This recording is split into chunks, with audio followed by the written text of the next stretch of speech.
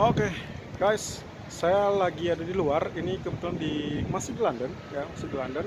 Dan kebetulan di London sekarang jam setengah lima sore. Setengah lima sore itu berarti kalau di Indonesia mungkin tambah 7 jam aja.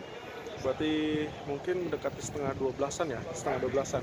Dan kita ingat di jam 1 malam itu akan ada pertemuan FOMC yang akan membahas kebijakan suku bunga. Oke, mohon maaf kalau misalkan suara saya agak kurang kedengaran.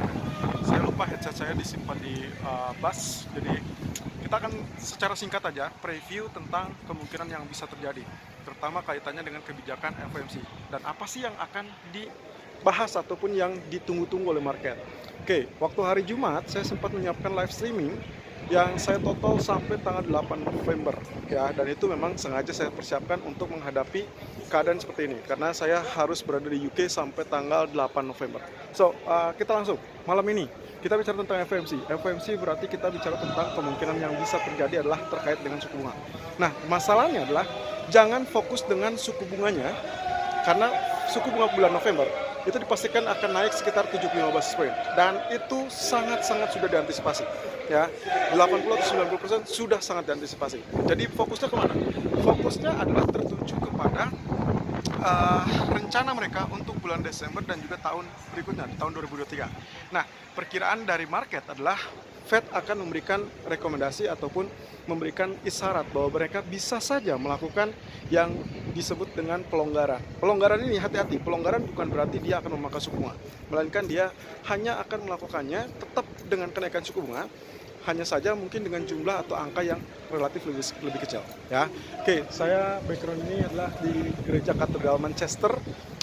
Beberapa teman masih ada yang di dalam, jadi saya coba untuk bikin video singkat untuk nanti malam jam 1 buat teman-teman. Jadi trading FOMC untuk malam ini perhatikan dengan pernyataan Powell, itu yang paling penting. Dari reaksi suku bunga gimana? Reaksi suku bunga kalau kita bicara tentang kenaikan 75 basis point yang sudah diantisipasi, berarti responnya adalah emas akan mulai penurunan, lalu kemudian indeks saham akan mulai penurunan lebih dulu, dan juga currency lain. Yang terpenting adalah berarti kita akan melakukan penguatan dari US dollar. Nah, tapi respon itu hanya akan berlaku sesaat karena kemungkinan dia akan rebound.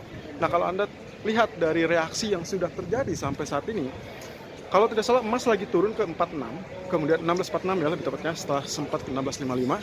Kemudian juga kita sempat lihat posisinya adalah indeks saham juga sama, dan juga hal-hal lainnya. Nah, jadi teman-teman harap berhati-hati. Saya sih lebih berpikir ya, saya akan fokus dengan pernyataan Powell karena bisa saja itu akan menjadi pemicu pembalikan atau reversal. Katakanlah dengan penurunan yang sudah terjadi, teman-teman ingat di 4 kali pertemuan terakhir FOMC menaikkan suku bunga 75 basis point, dan ini adalah keempat kalinya, tapi kemudian respon yang didapatkan adalah emas justru berbalik naik. Jadi kemungkinan reaksinya akan seperti itu. Jadi hati-hati, pernyataan itu yang akan kita lihat ya. Dan lalu kemudian untuk masalah apa yang akan dikatakan Powell, yang sangat dinantikan adalah isyarat apakah mereka akan melakukan pelonggaran suku bunga apa tidak. Jadi yang diperlukan adalah mereka akan memberikan isyarat Desember mulai dengan 50 basis point, lalu kemudian Januari atau mungkin Februari akan 25 dan 25, atau mereka akan tetap memungkinkan atau terbuka kemungkinan untuk menaikkan 75 basis point lagi. Kalau ada kalimat mereka masih bisa mempertimbangkan kenaikan 75 basis point atau jumbo lagi, maka itu akan negatif untuk emas, indeks saham, dan juga others. Dan itu berarti window dressing kemungkinan nggak ada, teman-teman. Itu poinnya. Tapi kalau misalkan mereka isyaratkan, oke, kita akan memberikan mungkin kenaikan yang agak relatif lunak, 50 basis point dilanjutkan 25 dan 25, itu berarti sesuai dengan apa yang diharapkan market, dan itulah titik balik di mana window dressing bisa terjadi, terutama kaitannya dengan indeks saham ya. Lalu kemudian bagaimana dengan emas? Emas, of course, there will be rebound, dan itu sangat-sangat itu. So, intinya adalah perhatikan pernyataan. Nah, kaitannya dengan ini, yang akan mengalami ataupun yang mungkin memanfaatkan adalah BOJ. Karena kita tahu kemarin dia tidak melakukan perubahan apapun. Jadi kalaupun misalkan terjadi perubahan, maka yang diharapkan adalah mereka akan melakukan intervensi kalau memang Fed memberikan isyarat mereka akan melonggarkan.